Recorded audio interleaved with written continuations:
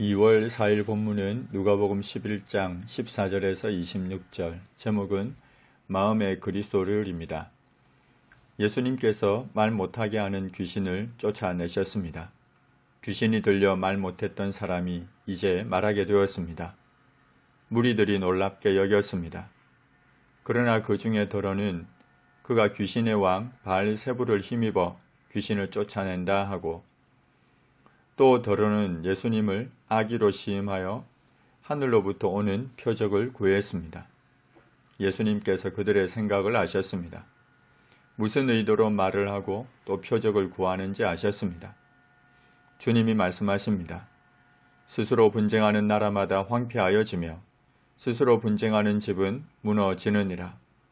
너희 말이 내가 바알세불을 힘입어 귀신을 쫓아낸다 하니, 만일 사단이 스스로 분쟁하면 그의 나라가 어떻게 서겠느냐? 내가 바알세불을 힘입어 귀신을 쫓아내면 너희 아들들은 누구를 힘입어 쫓아내느냐? 그러므로 그들이 너희 재판관이 되리라. 주님은 내부에서 분쟁이 일어나 나뉘게 되면 스스로 망하게 된다는 당연한 결과를 가지고 귀신의 왕 바알세불을 힘입어 귀신을 쫓아낸 것이 아님을 말씀하셨습니다.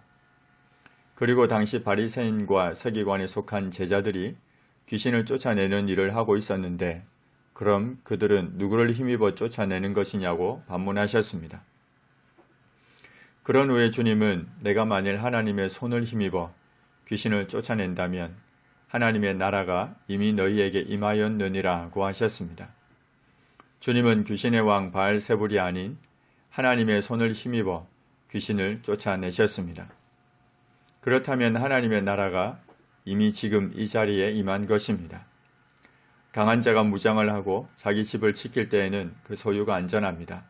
그러나 그 강한 자가 와서 더 강한 자가 와서 그를 굴복시킬 때에는 그가 믿던 무장을 빼앗고 그의 재물을 나누게 될 것입니다. 여기서 강한 자는 사단을 가리키고 그 집은 사단이 지배하고 있는 세상을 의미합니다. 사단의 나라가 안전할 수 있었던 것은 사단을 제압할 만한 더 강한 자가 없었기 때문입니다. 그러나 사단보다 더 강한 자, 예수님께서 오셨습니다. 예수님은 사단을 단숨에 굴복시켰습니다.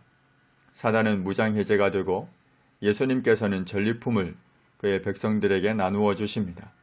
사단으로 인해 빼앗겼던 영적 생명력과 하나님을 향한 신앙심 등을 자기 백성들에게 다시 돌려주어 그 백성들이 하나님과 교통하게 하십니다. 그리고 이러한 역사는 이미 시작되었습니다. 주님이 말씀하십니다. 나와 함께 하지 아니하는 자는 나를 반대하는 자요, 나와 함께 모으지 아니하는 자는 해치는 자니라. 이 말씀은 전쟁의 위급한 상황을 전제하고 있습니다. 예수님과 사단 사이에 전쟁이 시작되었고, 이 전쟁에는 회색 지대가 없음을 보여줍니다. 누구든지 예수님의 편에 서든지 아니면 사단의 편에 서든지 둘 중 하나입니다. 한 사람이 두 주인을 섬길 수 없음과 같습니다. 예수님과 함께하지 않는 자는 예수님을 반대하는 자, 곧 사단의 편에 서 있는 자입니다.